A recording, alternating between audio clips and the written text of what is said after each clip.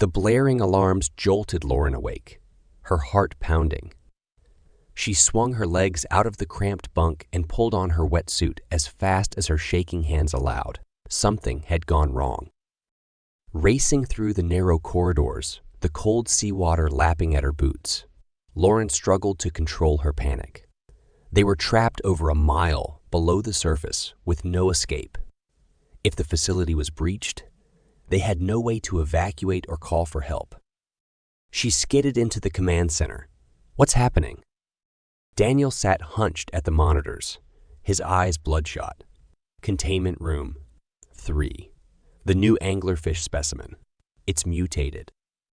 On the screens, Lauren watched in horror as the creature thrashed and convulsed, its bioluminescent lures flaring wildly. Its flesh rippled and bulged unnaturally. With a wet tearing sound, spikes of bone burst through its skin. "Get everyone to the armory, now," Lauren shouted. She grabbed a harpoon gun and oxygen tank. Whatever was transforming that anglerfish, they had to stop it from spreading through the facility. As the rest of the team scrambled to gear up, Lauren and Daniel studied the security feeds. The mutated anglerfish had smashed through the containment door, its misshapen body pulsing with unnatural strength. It lurched down the corridor, leaving a slimy trail. "It's headed for the main habitat," Daniel said grimly, "if it reaches the others." Lauren raced ahead, harpoon raised. She caught a glimpse of the thing rounding the corner ahead, its flesh glistening and raw. Taking a breath, she fired. The harpoon struck true, pinning the creature to the wall in a spray of bioluminescent blood. It thrashed and screeched, a horrible wet sound. As Lauren and the others caught up, they stared in horror. The anglerfish was mutating further before their eyes, its shape twisting and elongating unnaturally. With a sickening crunch, bones jutted from its flesh. A row of serrated teeth emerged where its lure had been. "What the hell is happening?" Lauren whispered. Daniel shook his head. "I don't know." They worked quickly to dissect the creature, taking samples of its mutated tissues and fluids. Under Daniel's microscope, they saw the invader, bizarre cells and structures unlike any pathogen they had encountered. "A virus," Lauren said, "but one like nothing in our databases." She turned to Daniel. "Run diagnostics on the other specimens. Check for any other signs of infection." While Daniel monitored the tanks, Lauren and the others methodically swept the corridors, searching for any other escaped or mutated creatures. They found 3 more anglerfish in the early stages of transformation. Working fast, they euthanized the specimens, hoping to contain the outbreak before it could spread further. But as they dragged away the last mutated carcass, Lauren noticed Daniel staring intently at his monitor, his face pale. "What is it?" she asked. He turned to her slowly. "One of the sharks. It's begun changing." Lauren ran to look. Through the glass, she watched in horror as the great hammerhead thrashed and convulsed, its skin rippling unnaturally. Bones jutted through flesh as its shape twisted, elongating into something horrific and unfamiliar. With a crash of shattering glass, the mutated shark burst from the tank. Daniel slammed the emergency bulkhead, sealing them in the command center as the thing slithered past, leaving a glistening trail. Lauren stared at Daniel. "It's in the facility. How did it spread so fast?" He shook his head, his eyes wide. "I don't know. But this thing, it's worse than we thought, much worse." Over the next few days, the attacks increased in frequency and severity. Lauren and her team struggled around the clock running tests on the virus samples and searching the facility for infected creatures. They managed to capture a few mutated specimens alive for study, but lost others to gruesome transformations. The virus seemed able to infect any marine life instantly on contact. Its effects were unpredictable. Some creatures mutated only slightly, while others were warped almost beyond recognition. Nothing in their databases provided any clues. Lauren watched the security feeds with growing dread. Strange hybrid creatures lurked in the shadows, their misshapen bodies pulsing with an alien vitality. She began to fear they were fighting something far beyond human control or understanding. Supplies dwindled as the quarantine stretched on. Tempers frayed in the close confines, exacerbated by lack of sleep. Small abnormalities in Daniel's behavior started raising Lauren's suspicions. His obsessive monitoring of the creatures, evasive answers, and darkening moods. During one attack, Lauren found Daniel alone in the habitat room with a mutated octopus. As it lashed out, he froze instead of helping her subdue it. Its tentacles caught her arm, slicing deep gashes before she killed it. "What the hell was that?" she shouted, clutching her bleeding arm. But Daniel just stared blankly and walked away. That was the first human injury, and it shook the others. Lauren bandaged her wounds, her mind racing. She began discreetly reviewing the security footage from past attacks. Something was wrong with Daniel. His actions didn't make sense. He seemed almost fascinated by the mutations, lingering to observe when the others retreated. During one sweep, Lauren noticed specimens in his private lab that should have been euthanized. That night, she woke to screams echoing down the corridor. Rushing out with a harpoon, Lauren found the medical bay in chaos. One of the researchers thrashed on the floor as his body twisted horribly. Bones jutted through tearing flesh as the others looked on helplessly. Within moments, it was over. Lauren stared in shock at the misshapen carcass that had been her friend only minutes before. The first human life lost to this plague. In the aftermath, Daniel seemed almost gleeful as he examined samples of the mutation. His eyes shone with an unnatural light that chilled Lauren to her core. She realized then, he was no longer the man she had known. The isolation and stress had driven him over some invisible edge into darkness. Lauren knew she could no longer trust Daniel.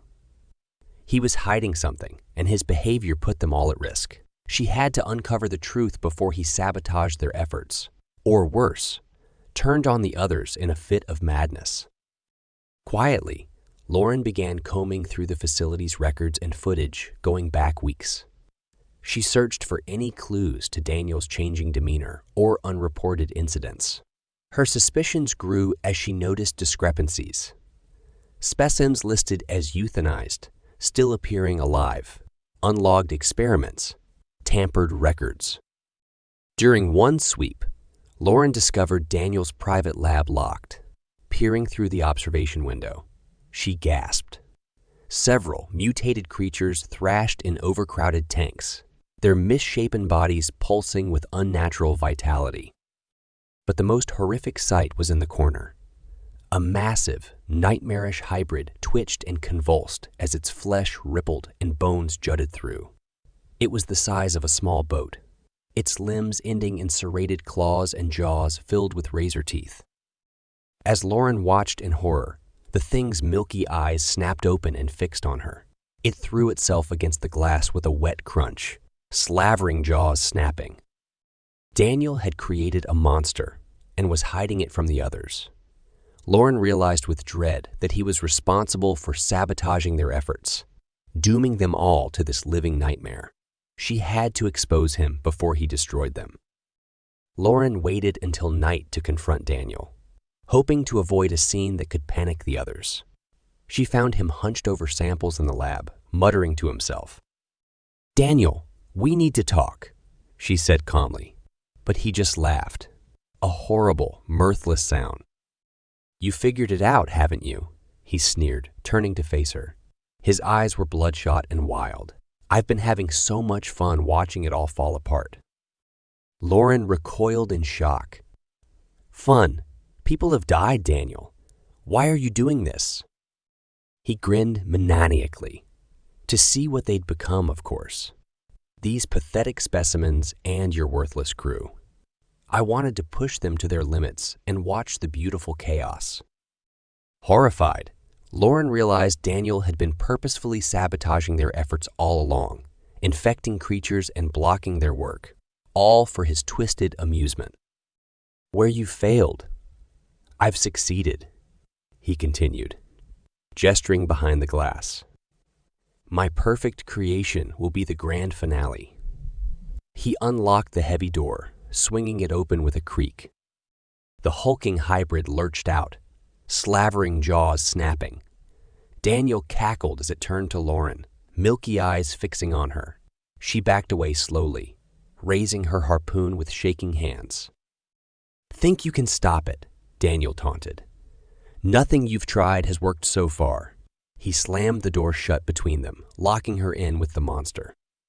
Lauren dodged a swipe of its claw, harpoon stabbing its thick hide. It barely noticed, lunging with jaws agape. She rolled aside as razor teeth snapped shut, inches from her leg. She had to lead it away from the other's quarters, keep it focused on her alone. Staying just out of reach, Lauren backed down the corridor, harpoon jabbing to keep it following. A plan formed in her mind. If she could get it to the habitat room, the heavy security doors might buy her time to complete her work. She just had to get there alive. As Lauren fled down the twisting halls, the hybrid lurched after her, claws scraping the walls. She turned a corner and slammed the emergency bulkhead, sealing it in the corridor behind. Heart pounding, she raced to the lab. Her research had uncovered a potential weakness in the virus's structure, a chink in its armor. If she could just concentrate a synthesized compound to exploit that vulnerability. Lauren worked frantically as the sounds of the hybrid battering. The bulkhead grew closer. Finally, she had a concentrated dose of the experimental compound ready. Now she just needed to test it. The bulkhead buckled with a screech of tearing metal. Lauren grabbed an oxygen tank and darted for the habitat room, sealing herself inside just as the hybrid smashed through. It threw itself against the thick glass, slavering to get at her. She activated the intercom with shaking hands. "Everyone, get to the habitat room now. I think I have a way to stop this, but I need your help." As the others arrived, Lauren explained her plan. Inject the compound into a live specimen to see if it could cure the mutation. If it worked, they had a weapon against the virus. If not, they were out of options. Together, they managed to subdue one of the smaller hybrids Lauren had trapped earlier. She plunged the syringe into its flesh. For a tense minute, nothing happened. Then its misshapen body began to shrink and smooth, flesh reknitting into a normal anglerfish. "It works," Lauren cried. "We have a cure." But as they celebrated, Daniel's voice crackled over the intercom. "You think you've won, Lauren? Think again. I've released the rest of my creatures for some real fun." The hybrid outside threw itself against the glass once more, cracking the thick pane. With horror, Lauren saw more nightmarish shapes lurching down the corridor toward the habitat room. They were trapped with no way to escape and synthesize more of the cure. Unless there was one last option. She turned to her team, eyes grim. "Everyone, grab weapons and follow me. It's time to end this, once and for all." Lauren led the charge out of the habitat room to make their final stand. Wielding harpoons and flamethrowers, they fought through the oncoming tide of mutated horrors. She spotted Daniel watching from the command center, cackling wildly. With a roar of rage, Lauren battled her way toward him, determined to put an end to his madness. Their final confrontation was a brutal struggle. But with her team fighting at her side, Lauren at last overpowered Daniel. As he lay bleeding, she injected him with the cure compound. Through the glass, they watched Daniel's body spasm and mutate grotesquely before shrinking back to normal. The virus had claimed its final victim. Exhausted but victorious, Lauren and the survivors turned to the task of cleaning up the facility. They had triumphed over the outbreak, but she knew the threat may not be fully contained. Somewhere in the depths, more mysteries lurked, and other maniacs who might unleash nightmares again. For now, though, Though the facility was safe, Lauren could only hope it would stay that way. What do you think happens next? Drop your ideas in the comments. I'll pick the coolest one to continue our story. I woke up to silence. The kind of silence that screams. My eyes fluttered open, heavy with grogginess, as I found myself in a familiar yet unsettling place. My room in the deep-sea research station, Neptune's hold.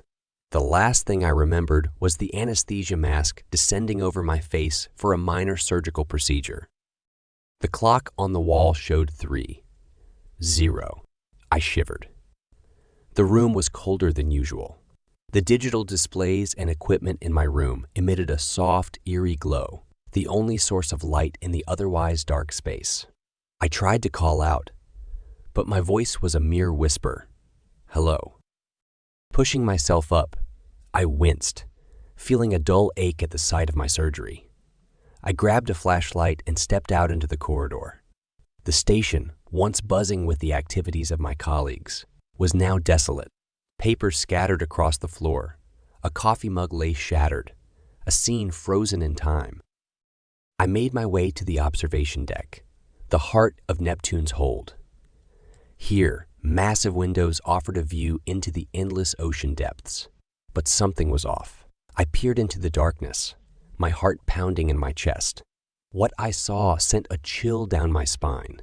Shapes moving in the water, illuminated by an unnatural bioluminescent glow. They were like nothing I'd ever seen, grotesque parodies of marine life, with twisted features and haunting, glowing eyes. I stumbled back, gasping. The reality of my situation began to sink in. I was alone, in the depths of the ocean, with those things outside. The station's usual hum of machinery was now a distant memory, replaced by an oppressive silence that seemed to echo my racing thoughts. I needed answers. I headed towards the control room, hoping to find some clue as to what happened. The door slid open, revealing a scene of disarray. Monitors flickered with static, and amongst the chaos, a solitary audio log blinked on the main console. I pressed play. The voice of Dr. Adler, the station's lead researcher, filled the room. His words were rushed, panicked. He spoke of an infection, something they found in the deep sea vents, something that had never been seen before. His voice broke as he described how it spread, how it changed the creatures, The recording cut off abruptly, leaving me in silence once more. My mind raced. Infection. Changed creatures. What did all this mean? I looked back towards the window. The glowing eyes seemed to stare back, a silent, malevolent witness to my growing fear. I realized then that my survival depended on understanding what happened here. I had to find a way to the surface, to warn others, A sudden crash echoed through the station, jolting me from my thoughts. Something was moving, somewhere inside Neptune's hold. I wasn't alone. Panic gripped me like a vice as the station groaned ominously, a sound alien to the usually serene depths. I steadied my breath, trying to silence the fear gnawing at my mind. The audio log had raised more questions than answers. I needed to delve deeper into the research Dr. Adler mentioned. I moved through the ghostly corridors, the weight of solitude pressing down on me. The lab was in chaos. Vials shattered, papers strewn about, screens flickering with static. Amid the wreckage, I found a stack of notes, hastily scrawled with observations and theories. It spoke of a pathogen discovered in hydrothermal vents, unlike anything known to science. It didn't just infect organisms. It altered them, grotesquely, impossibly. As I absorbed the horrifying implications, a sudden alert jolted me. Life support systems critical, the automated voice declared emotionlessly. My heart raced. If the life support failed, Neptune's hold would become my watery tomb. I rushed to the engineering bay, hoping to salvage what I could. The bay, once a hive of activity, was now a silent, twisted metal graveyard. I navigated through the debris, trying to restart the backup generators. My hands trembled as I worked, the eerie glow of bioluminescent creatures outside casting long, haunting shadows. The station shuddered violently, throwing me against a console. Dazed, I looked up to see the creatures swarming outside, their illuminated forms more horrifyingly apparent. They were no longer just observing, they were attacking. I managed to get the generators online, but the relief was short-lived. The power flickered, unstable. Time was running out. The creature's relentless assault intensified, cracking the reinforced glass. I stared into the eyes of one, its gaze almost intelligent, malevolent. A chill ran down my spine as I considered a chilling possibility. What if this infection wasn't just altering their bodies, but their minds too? I backed away, my thoughts racing. I had to get to the communications room. If I could send a distress signal, there might be hope. But the path was treacherous, the station creaking and groaning under the strain. In the communications room, amidst the chaos, I sent out a frantic message to any who might receive it. But as I spoke into the void, the power surged and died, leaving me in darkness. In the oppressive darkness of Neptune's hold, my breaths came in short, panicked gasps. The failing power had plunged the station into an abyss darker than the ocean outside. I fumbled for my flashlight, its beam a feeble oasis in the blackness. My mind raced with Dr. Adler's words from the audio logs, echoing in my head. The infection, its bizarre and brutal transformation of sea life. And a chilling thought struck me. Could this be our doing? Had our relentless probing into the ocean's mysteries awakened something dreadful? I shook the thought away. Survival was my only focus now. I needed to escape, to reach the surface. But the station was a labyrinthine trap, its corridors now a gauntlet of danger. The structure groaned and creaked around me, an eerie symphony of impending doom. As I navigated the treacherous hallways, the creature's presence was ever more oppressive. Their bioluminescent glows flickered through the cracks and crevices, a haunting reminder of the nightmare I was living. I could almost hear their otherworldly calls, a sound that chilled my blood. Finally, I reached the emergency escape pod. My heart pounded as I sealed the hatch. The launch sequence felt agonizingly slow, the station shuddering as if in its death throes. And then, with a violent lurch, the pod detached, propelling me upwards. The ascent was a blur of terror and turmoil. The pod's alarms blared, lights flashing as I was tossed about like a rag doll.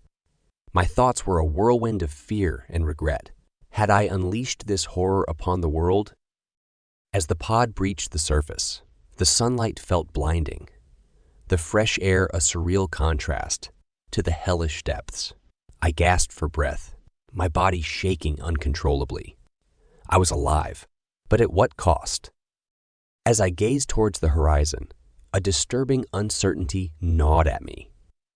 The infection's origins, its potential reach.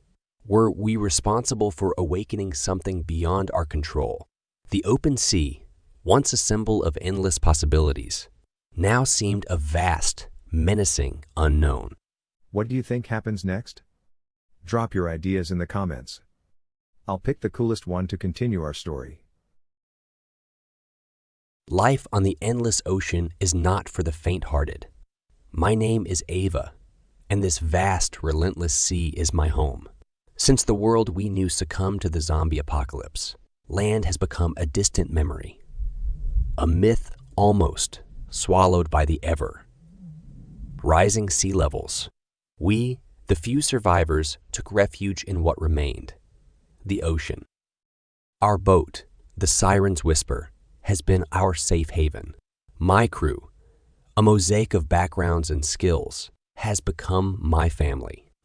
There's Leo, the stoic mechanic whose hands, calloused and strong, can fix anything under the sun. Marta, our navigator, a young woman with eyes that seem to see beyond the horizon, maps our course through these treacherous waters. And then there's Jamal, the cook whose laughter and hearty meals keep our spirits afloat. Each day is a routine of survival, fishing for food, maintaining the boat, scanning the radio for any signs of other survivors. The world as we knew it is gone, and all that's left is us, the ocean, and the ever-present threat of the zombies on land. We thought we were safe from them, out here in the vastness of the sea. How wrong we were. It was a day like any other. The sun blazed mercilessly above. The sea was unusually calm, almost eerily so. I was on deck, scanning the horizon, when Marta called out, "Ava, come look at this." Her voice had an edge of urgency. I rushed over, finding her leaning over the side of the boat, staring at something in the water. It was a large fish, but not like any we'd seen before. Half of it was missing, as if something had taken a monstrous bite out of it. The flesh around the wound was jagged, torn. A chill ran down my spine as I looked at the mangled remains. The sea, our refuge, was hiding something sinister beneath its waves. Something was down there, something dangerous, and it was getting closer. Leo and Jamal joined us, their expressions turning from curiosity to horror as they saw the fish. "What could have done this?" Jamal muttered, his usual joviality replaced by a grim seriousness. "We need to be vigilant," Leo said, his eyes scanning the water. Whatever did this could still be nearby.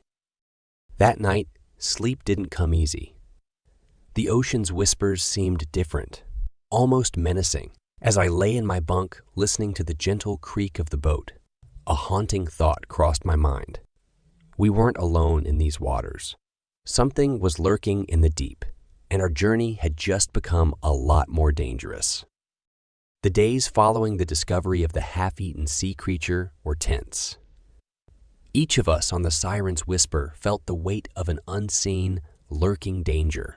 We had survived the zombie apocalypse on land, but this new threat, emerging from the depths of the ocean, was something we were unprepared for. One foggy morning, as the sun struggled to pierce through the gray veil, our worst fears materialized. Marta, who was on watch, let out a blood-curdling scream. We all rushed to the deck, hearts pounding. There, in the water, were grotesque figures, human in form, but horrifically altered. Their skin was pale and bloated, eyes lifeless and milky. Aquatic zombies, rising from the depths. The creatures swarmed towards our boat, their movements unnatural and erratic. Leo, quick to react, grabbed a harpoon. "Get ready to defend." "Get ready to defend," he bellowed, his voice steady despite the terror in his eyes. Marta, frozen in fear, was brought back to reality by Jamal's reassuring grip on her shoulder. "We'll get through this," he said, a tremble in his voice, betraying his fear. The battle was brutal and relentless. The creatures seemed to feel no pain, continuing their assault even as we fought back fiercely. Blood, both ours and theirs, stained the deck. The sea around us turned a sickening red, the scent of death hanging heavy in the air. During the chaos, I noticed something unsettling. Some of our crew members were exhibiting strange symptoms. Skin turning pale, movement slowing down. My heart sank as the horrifying possibility dawned on me. Were we too becoming like these monsters? The fight seemed endless, but we finally managed to fend off the last of the aquatic zombies. Exhausted and traumatized, we retreated into the cabin. The once comforting space now felt claustrophobic, the air thick with unsaid fears. "We can't stay here," I said, breaking the silence. "We need to keep moving." The others nodded in agreement, their faces etched with exhaustion and terror. As we set sail, leaving the bloodbath behind, a heavy sense of paranoia settled over us. Trust, once our anchor, was now eroding. Were those creatures just an anomaly, or were they a sign of what awaited us in these uncharted waters? The thought haunted me as we ventured deeper into the fog, the whispers of the deep growing louder. The days after our encounter with the aquatic zombies were marked by a suffocating tension. Our boat, the Siren's whisper, felt like a floating tomb, drifting through a sea of uncertainty and fear. The crew, once unified, now eyed each other with suspicion, especially after witnessing the strange symptoms some of us had begun to show. One evening, as I was checking the equipment in the navigation room, I overheard a hushed conversation between Leo and Marta. They spoke in whispers, but the words experiment and bioweapon caught my attention. My heart raced as I listened, hidden in the shadows. "We can't keep this a secret any longer, Leo. The others deserve to know." Marta's voice was tense, filled with worry. Leo sighed, his voice heavy with resignation. "You're right. But how do we tell them that the zombies might be a result of a failed experiment, and that our ship was unknowingly carrying remnants of it?" I felt a cold shiver run down my spine. The revelation was shocking. We weren't just fighting for survival against the zombies. We were entangled in a conspiracy far more sinister than we had imagined. Confronting them was not easy. The crew gathered, and the atmosphere was thick with apprehension. As Leo and Marta revealed the truth, faces around me turned pale. Jamal's usually cheerful demeanor was replaced by a look of disbelief and anger. "Why didn't you tell us earlier?" Jamal's voice cracked with emotion. "We were afraid of the panic it might cause," Marta replied, her eyes downcast. The tension escalated, and arguments broke out. Accusations were thrown, trust shattered. The unity we once prided ourselves on was now a distant memory. In the midst of this chaos, I noticed a map on Leo's table, marked with coordinates leading to what seemed like a dry land sanctuary. The discovery of the map shifted our focus. We had a new goal, to find this sanctuary, but the journey promised to be perilous, filled with unknown dangers. As we set our course towards the coordinates, the sea around us seemed to whisper secrets, echoing the depth of the conspiracy we were now a part of. As I stood at the helm, steering the Siren's whisper through the dark waters, I couldn't shake off the feeling that we were heading towards something even more terrifying than what we had left behind. The whispers from the deep were growing louder, and our story was far from over. The journey to the coordinates on the map was like navigating through a nightmare. The sea, once a symbol of freedom and life, now felt like a malevolent entity hiding horrors beneath its waves.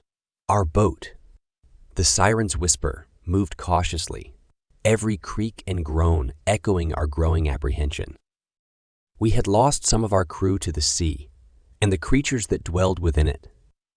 Each loss was a heavy burden on my soul, and the remaining crew looked to me for strength I was barely holding on to. Jamal, once the heart of our ship with his laughter, now had a permanent shadow in his eyes. Marta, our steadfast navigator, kept her gaze fixed on the horizon, as if willing the sanctuary to appear. Finally, after what seemed like an eternity, we reached the coordinates. But what we found was not the dry land we had hoped for, but a massive, floating research facility, looming ominously against the gray sky. It was like stumbling upon a ghost ship, a remnant of a world long gone. The decision to board the facility was not taken lightly. "We need to know the truth," Marta said, her voice firm. "This could be the source of everything we faced."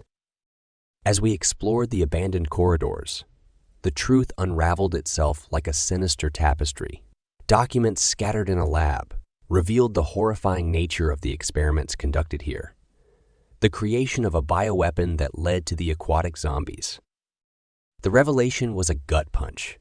We were the unwitting carriers of this apocalypse. Anger and despair warred within me. We were just pawns in their game, I muttered, feeling the weight of the world on my shoulders. Jamal broke the heavy silence. "What now, Ava? Do we keep searching for another sanctuary?" I looked at my remaining crew, their faces etched with fatigue and fear. The facility offered no answers, only more questions. The whispers from the depths seemed louder, more insistent. As I stood at the edge of the facility, looking out into the endless ocean, I realized our journey was far from over. There were more secrets to uncover, more horrors to face. The whispers from the deep were calling us, beckoning us into the unknown. "We keep moving," I said, my voice barely above a whisper. "We keep surviving." And with that, we set sail again, into the heart of the mystery that the ocean held. The story of the Siren's Whisper and its crew was not yet complete. The whispers from the deep promised a tale far darker, a truth yet to be unveiled. What do you think happens next? Drop your ideas in the comments. I'll pick the coolest one to continue our story.